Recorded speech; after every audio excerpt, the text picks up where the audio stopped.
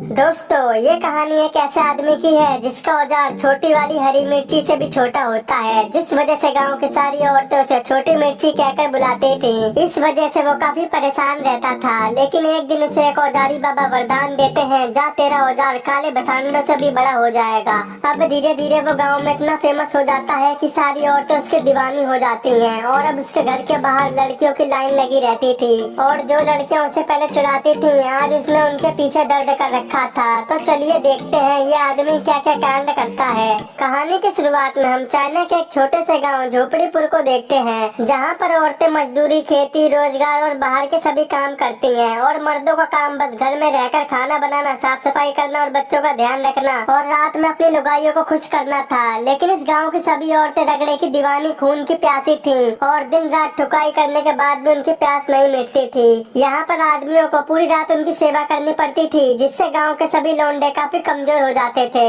वहीं पर हम एक चूचू नाम के लौंडे को देखते हैं, जिसको एक दिन कुछ लौंडे बवासीर की गोलियां खाकर परेशान कर रहे थे। इसीलिए चूचू वहाँ पर पड़े एक जलते हुए कोयले को उठाकर पानी में फेंक देता है, ताकि वो अपने गुस्से पर काबू कर सके। लेकिन ये सब देखने के बाद वो बदमाश लौंडे चूचू के मुँह पर 3-4 घुसंड फेल देते हैं। झोपड़ी की हमें एक्शन दिखाएगा और फिर चूचू भी उन लौंडों को धरती चटाने लगता है, यानी कि उन्हें दबा के मारता है। और उसका ये कारनामा वहाँ पर मौजूद कुछ लड़कियाँ देख लेती हैं और उसके प्यार में दीवानी हो जाती हैं। वो लड़कियाँ सोचती हैं ये लौंडा मारकाट में तो धुरंधर है, तो बेड पर तो ये हमें नानी याद दिला देगा। तभी वहाँ पर एक बुढ़िया औरत आकर उन सभी औरतों से कहती है, ओ काले केलों की दीवानियों, तुम सभी इस लौंडे से प्यार करके मुरझा जाओगी। ये बात सुनकर एक लड़की उस बुढ़िया से पूछती है, अरे अम्मा क्या बात हो गई जो आप हमें केले लेने से मना कर रही हो? तो फिर बुढ़िया उन्हें एक बात बताती है। अब कहानी पास्ट में चली जाती है, जहाँ पर हम चूचू को देखते हैं जो रात में राइस केक बेचकर घर आ रहा था। वहीं रास्ते में वो एक लड़की के घर से होते हुए गुजर रहा था, जो कि बाथरूम में नहा रही होती है। अब ये चूचू इतना अच्छा मौका भला अपने हाथ से कैसे जाने दे सकता था, और वो वहीं पर अपनी आंखें गड़ाकर ताड़ता रहता है। वो उसे देखने के लिए और पास जाता है, लेकिन तभी वो औरत उसे अंदर दबोच लेती है। आओ राजा जी। और फिर वो उससे खटपट करने लगती है। सब कुछ हो जाने के बाद चूचू जब उसका फेस देखता है तो उसकी गेंद फट जाती है, क्योंकि वो कोई लड़की नहीं बल्कि वही बुढ़िया है जो कहानी सुना रही है। वो बुढ़िया कहती है, ये क्या छोटी मिर्ची से भी छोटा लेकर घूम रहा है, एक काम कर घर पर जाकर काट के सो जा। अब कहानी प्रेजेंट में आती है। जो औरतें अभी तक चूचू की दीवानी थी, वो अब चूचू की छोटी मिर्ची वाली बात जानकर उसे देखकर दांत फाड़ने लगती हैं और कहती हैं, और छोटी मिर्ची कैसा है तू? वहीं पर एक लौंडिया कहती है, अगर इसके हाथ की तरह इसका औजार भी चलता तो मैं अपने ढीले पति को छोड़कर इसके पास बटाबट कराती। वहीं दूसरी तरफ चूचू के बड़े भाई जोरदार जवानी की लड़कियों में काफी इज्जत थी, क्योंकि उसका औजार चूचू के मुकाबले 10 गुना बड़ा था और वो अकेले ही एक बार में 3 लड़कियों को संभाल सकता था।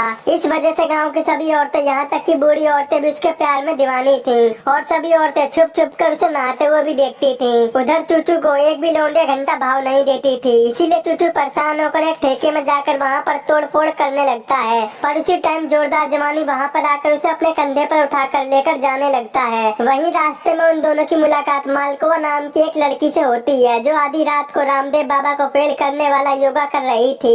अब उसकी यादाएं देखकर जोरदार जवानी का पैर फिसल जाता है और वो चूचू के साथ पानी में नहा लेता है। ये देखकर वो लड़की पहली फुर्सत में तेज हो जाती है और अब वो दोनों भी पानी से बाहर आ जाते हैं, जहाँ पर हमें इनकी बातों से पता चलता है कि ये दोनों सगे भाई तो हैं, लेकिन इनके आपस में जरा सी भी नहीं बनती। दरअसल कई साल पहले जब ये दोनों राइस केक बेचने एक मेले में गए थे, तभी वहाँ गलती से चूचू की पैंट में आग लग गई थी। पर ये झोपड़ी का जोरदार जवानी उस आग को बुझाने के लिए पानी की जगह अपनी लातों को बरसा देता है। अब सोचो यार क्या हुआ होगा इसके चूचू का, इसीलिए इसका नाम चूचू मैन रख दिया। और वो 1 2 3 नहीं बल्कि 20-30 लात जड़ देता है। और चूचू कहता है, कोई तो समझा लो मेरे मजनू भाई को, वरना फोड़ देगा मेरे मटर के गोलों को। इसी बात से इन दोनों भाइयों में जरा सी भी नहीं बनती। अब एक दिन कुछ लड़के सब्जियां धोते धोते मालकोवा के बारे में बातें कर रहे थे। एक लड़का कहता है कि मालकोवा रोज तालाब में नहाने आती है, तो दूसरा लौंडा कहता है आचल देख के आएंगे। पर वहीं चूचू उन दोनों की बातों को बड़े ध्यान से सुन रहा था। अब रात होते ही वो सभी लौंडे बिना कपड़ों के तालाब में मालकोवा के आने का वेट कर रहे थे। इसी बीच वो लोग वहाँ पर चूचू को भी देखते हैं, जो कि मालकोवा को नहाते हुए देखने आया था। तभी एक लौंडा बोलता है, बेटे सही है, मालकोवा के दर्शन करने भी आ गया तू? तो चूचू कहता है, नहीं नहीं मैं तो बस नहाने आया हूँ। और जब वो सभी वहाँ पर चूचू से मजे ले रहे थे, तभी वहाँ पर मालकोवा भी तैरते हुए आ जाती है, जिसे देखकर सभी लड़कों का मुंह खुला रह जाता है। मालकोवा वहाँ पर उन सभी लड़कों से कहती है, ओ मेरे दीवानों, मेरा जूता पानी में बहकर जा रहा है। जो उसे लाएगा मैं उसे एक पप्पी दूंगी मीठी मीठी। ये सुनकर सभी लौंडे मजनू की तरह मालकोवा के जूतों को लेने चले जाते हैं। अगले दिन जब मालकोवा अपनी झोपड़ी से बाहर निकलकर नाच रही थी तभी उसे बाहर एक मिठाई का डिब्बा देखने को मिलता है और उस मिठाई के डिब्बे को किसी और ने नहीं बल्कि चूचू ने ही वहाँ पर रखा था। मालकोवा को भी ये बात पता चल जाती है कि चूचू उसे चाहने लगा है और इस मिठाई को खाकर उसे बहुत अच्छा लगता है। अगले दिन जब मालकोवा तालाब में नहा रही होती है तो कुछ लड़के उसे ताड़ने लगते हैं। ओ मेरी जान, ये मालकोवा तो पूरे गाँव की हसीना है। तभी वहाँ गाँव की कुछ और औरतें भी आ जाती हैं और वो औरतें उन लड़कों को मालकोवा को नहाते हुए देखते हुए देख लेती हैं। यहाँ पर वो लड़कियाँ उन लड़कों को सजा देने की बजाय उल्टा मालकोवा में ही जड़ाजड़ मारती हैं, क्योंकि मालकोवा की खूबसूरती की वजह से कोई भी लड़का उन लड़कियों को देखने नहीं आता था। अब जब वो लड़कियाँ मालकोवा को मार रही थी तभी उनकी आवाज सुनकर जोरदार जवानी वहाँ पर आ जाता है। वो मालकोवा को उन लड़कियों से बचाकर अपने घर पर ले जाता है। वही रात में जोरदार जवानी लुलू से कहता है, बेटे तेरे भाई को तेरी भाभी मिल गई है, और ये बोलकर वो मालकोवा को बाहर आने को कहता है। अब मालकोवा को जोरदार जवानी के साथ देखकर लुलू का दिल पूरी तरह से टूट जाता है, क्योंकि अब उसका भाई ही लुलू की क्रश के साथ शादी करने वाला था। इसीलिए वो अपना सड़ा सा मुंह बनाकर वहाँ से कहीं दूर जंगल में चला जाता है। वहाँ पर उसे एक औजारी बाबा मिलता है जो कि एक शिकारी जाल में फंसा हुआ था। वहीं चूचू उस औजारी बाबा को जाल से निकालकर उसकी जान बचा लेता है, जिससे खुश होकर औजारी बाबा चूचू से कहते हैं, बेटा तूने मेरी जान बचाई है, बता क्या चाहिए तुझे। ये सुनकर चूचू उस औजारी बाबा को अपनी सारी कहानी बताता है कि कैसे उसका औजार हरी मिर्ची से भी छोटा रह गया। तो वो कहते हैं, बस इतनी सी बात, यहीं पास के गाँव में एक ताड़ी के पेड़ के नीचे तुझे एक बोतल मिलेगी जिसमें जादुई ताड़ी होगी। अगर तू उसे 2 घूंट पिएगा तो तेरा औजार केला बन जाएगा। ये सुनते ही चूचू औजारी बाबा को छोड़कर ताड़ी के पेड़ की तलाश में निकल जाता है। वहीं औजारी बाबा आंखें बंद करके कह रहे होते हैं, ज्यादा ताड़ी मत पी लियो वरना तेरा औजार काले भसांडों से भी बड़ा हो जाएगा। उधर चूचू ताड़ी के पेड़ के पास पहुंचकर ताड़ी की बोतल को बाहर निकालता है और जोश जोश में एक ही बार में पूरी ताड़ी पी जाता है। अगली सुबह जब चूचू अपने घर पर वापस आ रहा था तभी उसे पता चलता है कि गांव के सभी आदमी युद्ध में चले गए हैं, क्योंकि पास के गांव की सेनाओं ने उन पर हमला कर दिया था और इस युद्ध में चूचू का भाई मालकोवा को घर में अकेला छोड़कर गया था। अब उस जादुई ताड़ी को पीने के बाद चूचू का औजार अब काले बसांडों से भी बड़ा हो गया था और पावर तो एलएमएल 536 घोड़ों से भी तगड़ी हो गई थी। इसी बीच जंगल में एक दिन काफी भयानक आग लग जाती है, जिससे पूरा जंगल जलने लगता है। चूचू भी उसी जंगल के ऊपर एक पहाड़ी पर सो रहा था, तभी उसे जोर से टॉयलेट आता है और वो हल्का होने लगता है। उसकी धारा इतनी तगड़ी थी जिससे वो पूरे जंगल की आग बुझा देता है, और भाई इसकी धार इतनी तेज थी कि पृथ्वी से बाहर निकलकर सूरज को भी ठंडा कर देती है। भाई ये कौन सी पावर है, हमें भी चाहिए। थोड़ी ही देर में चूचू की ये कहानी पूरे गाँव में पानी की तरह फैल जाती है, और पहले जो औरतें चूचू पर दांत फाड़कर हंस रही थी वही लड़कियां अब उसके साथ रात बिताने के लिए तड़प रही थी और लाइन लगाकर चूचू के पास आने लगती हैं, क्योंकि इन सभी औरतों के पति युद्ध में चले गए थे। इधर चूचू भी समझ गया था कि अब उसे पूरे गांव की औरतों को स्वाद चखाना पड़ेगा, पर फिर भी वो जैसे तैसे खुद को संभाल कर रखता था। इसी बीच एक दिन एक औरत चूचू के पास मटका भर के दारू लाती है और बदले में चूचू से रात रंगीन करने को कहती है। तो चूचू से इग्नोर करते हुए कहता है,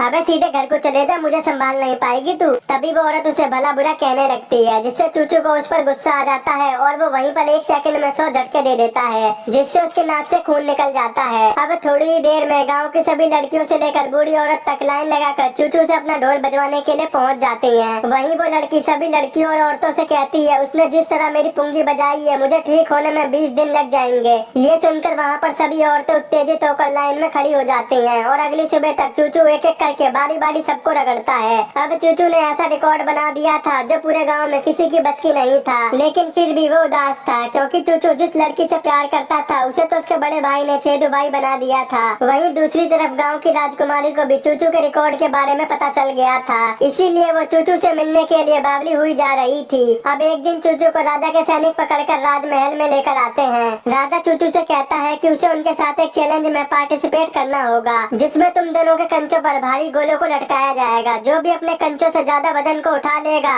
वो इस कंपटीशन को जीत जाएगा। इस कंपटीशन में चूचू का मुकाबला जिस आदमी से हो रहा था उसने अपने कंचों पर 20 किलो का वजन चढ़ा लिया था, लेकिन चूचू तो एक बॉल भी अच्छे से नहीं संभाल पाता। ये देखकर राजकुमारी के दिमाग में एक आइडिया आता है। वो एक केले को बड़े अश्लील तरीके से खाने लगती है, जिस वजह से चूचू के अंदर जोश आ जाता है और वो 30 किलो की जगह 300 किलो वजन अपने कंचों पर चढ़वा लेता है। अब चूचू के हैरान कारनामों को देखकर सभी लोग उसकी जय जयकार करने लगते हैं और शाम को महाराजा उसे अपनी पार्टी में बुलाते हैं। इसी बीच वहाँ पर महाराजा का सेनापति आकर महाराजा महाराजा से कहता है कि जोरदार जवानी युद्ध में मारा गया है, पर अभी भी उन्हें उसकी बॉडी नहीं मिली है। ये बात सुनकर लुलु बहुत दुखी हो जाता है, क्योंकि जोरदार जवानी के अलावा उसका इस दुनिया में कोई और नहीं था।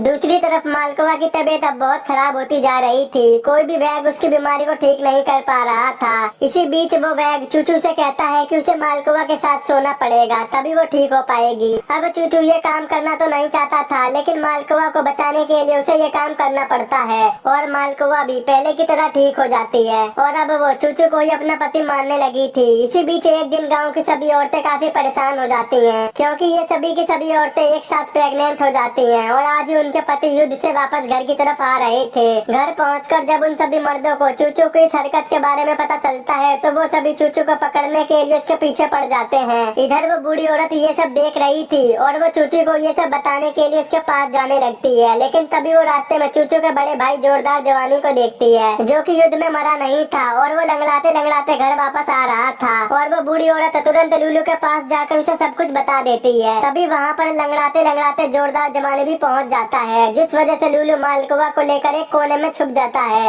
वहाँ पर मालकोवा की हालत फिर से बहुत खराब हो रही थी, इसीलिए चूचू मालकोवा को बचाने के लिए अपने आप को गाँव वालों को हवाले कर देता है और गाँव वाले सजा के तौर पर उसे एक अंधेरी गुफा के अंदर डाल देते हैं, जहाँ पर खतरनाक भालू रहते हैं जो चूचू को जान से मार डालते हैं। इसके बाद हमें 5 साल बाद का सीन दिखाया जाता है, जहाँ पर हम बहुत सारे बच्चों को देखते हैं जो कि सारे चूचू की औलादे होती हैं और इनके पास भी चूचू की तरह ही फुवारा था। जैसा बाप होगा वैसे ही बेटे होंगे। गाँव वालों के बीच में चूचू अभी भी बहुत फेमस था और सभी लड़कियाँ यहाँ तक कि महारानी भी चूचू के बारे में बात करती थी। एक दिन जब नाव में महारानी अपनी दासियों के साथ चूचू के बारे में बात करते हुए जा रही थी, तभी हम चूचू को देखते हैं जो अभी तक मरा नहीं था, यानी उस गुफा के अंदर उसने उस भालू को भी नहीं छोड़ा था और अब वो ऐसे ही गाँव वालों से छुप छुप कर गाँव में घूम रहा था और यहीं पर ये मूवी खत्म हो जाती है। आई होप आपको मेरा एक्सप्लेन जरूर पसंद आया होगा, तो आज ही हमारे चैनल को सब्सक्राइब, वीडियो को लाइक और शेयर जरूर कर देना। अगर आपको ये मूवी डाउनलोड करनी है तो आप हमारे टेलीग्राम के चैनल से कर सकते हो।